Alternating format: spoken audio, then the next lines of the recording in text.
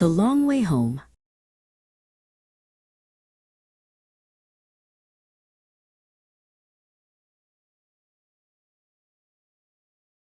Jack sat by the window as the train moved slowly through the evening. He felt exhausted after a long day of meetings and decisions.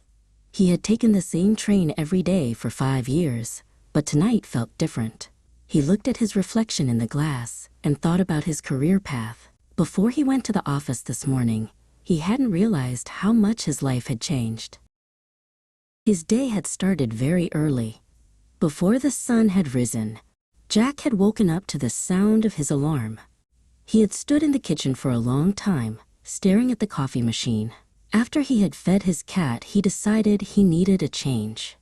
He wanted to feel more energetic, so he decided to change his morning routine.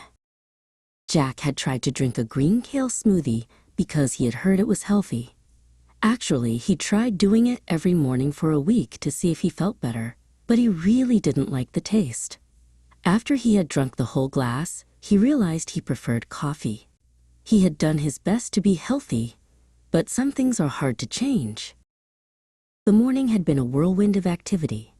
After he had visited 4 different offices across the city, he felt like he had run a marathon. He had driven his car through heavy traffic before he finally reached the train station. He had written 3 reports and had spoken to dozens of people. He had accomplished everything on his list, yet he felt empty. At midday, he had met his old friend, Simon. Simon was a musician who sang in a local choir. After they had sat in a small cafe, Simon asked him about his job. Jack had told him about his busy life. Simon just smiled and said, "Don't mention it, Jack. We all have our own rhythm." Before they left, Simon had sung a short, beautiful melody that stayed in Jack's head all afternoon. Later that afternoon, Jack had ridden his bicycle to a final meeting near the park. He had fallen once when the road was slippery, but he had stood up and continued. He had taken a wrong turn and had to hurry. He had run the last block because he didn't want to be late. By the time he arrived, he was breathing hard. Now, on the train, the conductor walked down the aisle. The conductor's name was Harold, and he had worked on this line for 30 years. Jack reached into his pocket and took out his ticket.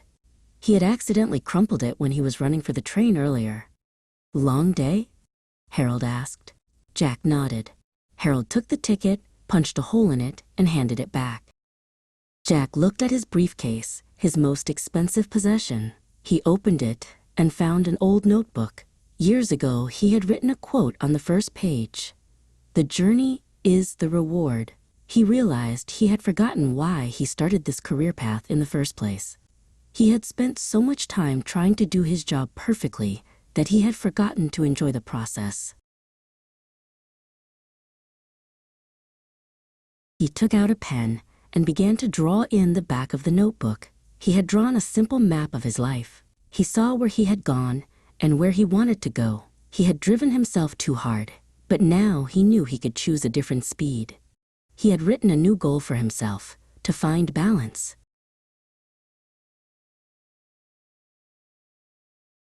The sun had set completely now, and the world outside was dark. Jack felt a sense of peace he hadn't felt in years. He had set his worries aside. He felt his eyes closing. Before the train reached his station, Jack had fallen into a deep, quiet sleep. He dreamt of open roads and the songs he had yet to hear.